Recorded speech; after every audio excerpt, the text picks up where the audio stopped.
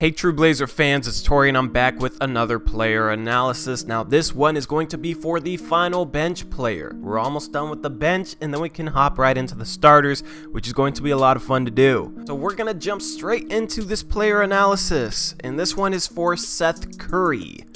Across the entire landscape of the NBA, the Blazers signing Seth Curry was one of the most underrated moves of the 2018 offseason, and I really do mean that because Seth Curry is absolutely getting slept on by 2K19, by the national media, by everyone. And I get it.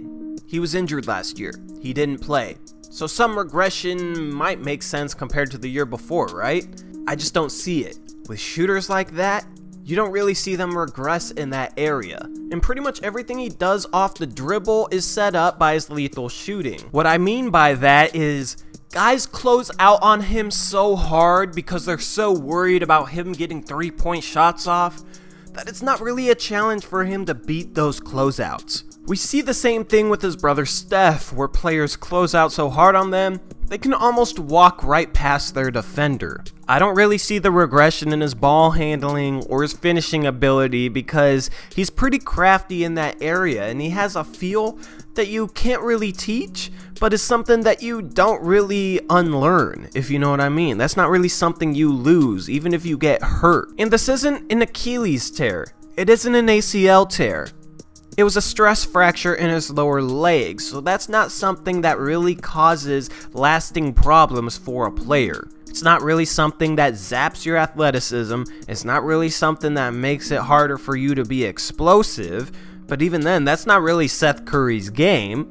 It's a stress fracture. He'll be absolutely fine recovering from that fracture. So I don't understand why people don't see what he did in Dallas his first year there in 2016 and 2017 and aren't excited for that. I see a lot of Blazer fans saying, "Oh, I hope Wade Baldwin plays over him."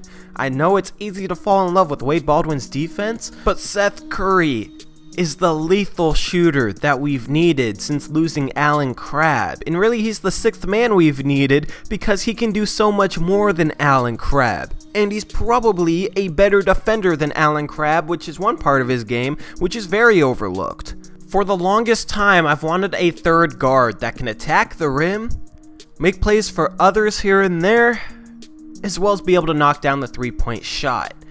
We had a little sprinkling of that with Shabazz Napier, who for the good part of last season was a huge help and one of the biggest reasons we won 49 games. Now we have Seth Curry, man. A better shooter than Shabazz Napier, a little better passer and more willing passer than Shabazz was, and he's also a solid defender, and he's also a guy that can attack and finish at the rim better than Shabazz could have. So we upgraded Shabazz.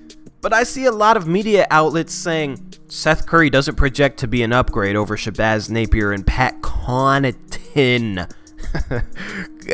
I just do not understand why people are sleeping on Seth Curry, man. I do expect him to play at least 25 minutes a game behind Dame and CJ and maybe 2 or 3 minutes at small forward in a 3-guard lineup, which worked well for us last year with Shabazz in that role and should probably be even better if we have Seth Curry out there. I mean, Dame, CJ, and Curry, those 3 scorers on the floor at the same time would be absolutely lethal. I don't really expect Seth Curry to not play that many minutes unless he's hurt again, which could be a possibility, I guess. You know, it's something that could be reoccurring. In that instance, we have some solid replacements. You know, Gary Trent, I think he's ready to see some minutes. Prefer him to play at the small forward position over Evan Turner, but he could play some shooting guard as well. Wade Baldwin, he definitely has earned some minutes with his summer league and play last year, but he probably won't see him unless Seth Curry gets hurt. So I'm not really worried about Curry getting hurt because we do have the replacements that we haven't had in years past. Our guard depth is absolutely insane, but I do want Seth Curry to stay healthy because he is that threat we needed in the second unit. The problem I had with Allen Crabbe, and a lot of people have said this as well, so many of his field goals were assisted. He couldn't really set himself up, he couldn't do anything at pick and roll, and he couldn't really get to the rim. Seth Curry doesn't have any of those problems. He can spot up and shoot. He can push the ball in transition and pull up from 3. He can pull up from mid-range. He can attack the rim, where he has a very good amount of craft when finishing with some layups. He can hang and kind of readjust in the air. He can kind of contort to finish at different angles, which, you know, he needs that ability to be able to finish because he is an undersized 6'2", and he isn't that athletic. So he's able to get it done with his craft. I think a lot of people see Seth Curry's size and his lack of athleticism and just assume he's not a good player. You know, he can shoot, but with that athleticism, he can't defend and he can't get to the rim, and with his size, he can't finish. Those same errors in judgment were why Johnny Flynn was drafted over Stephen Curry. And I love the Seth Curry signing because most likely he's going to be playing with one of Dame or CJ while the other one rests. And Seth Curry is good enough where you can still run all the same sets in the same style of offense with Seth Curry in the game for one of those guys, because he can replace their production up to a certain level where they can still play the same style. You know, obviously he's not as good, but he plays the same style of offensive ball, and he is good enough where you can still play the same way. You know, if you're plugging in Allen Crabbe there, you're going to have to change the way you play, because he's not going to be handling the ball. You're not going to really have Allen Crabbe coming off of flare screens and looking to catch and shoot or catch and attack. You're not going to have Allen Crabbe running pick and roll, you know.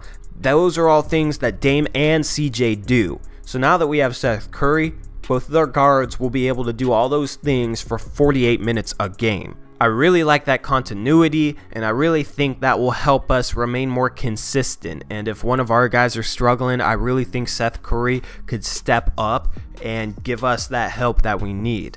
I think it will get down to the point where if our defense is like it was last year and 2 of our 3 guards get hot, will be very, very hard to beat, and we'll be able to hang with any team no matter what. We didn't really have anybody on the bench last year that could get hot. You know, Pat Connaughton dropped over 20 points a game once. I mean, Evan Turner, I think, did it once as well, but they weren't a consistent threat to do so. When Dame and CJ got hot together, we were very, very hard to beat. Now we have 3 guys that can get hot like that, and we only need 2 of them to replace that production that Dame and CJ gave us when they got hot. You know, if Dame has an off night, but CJ and Seth Curry are still hot, our bench is going to outplay the other team's bench for sure.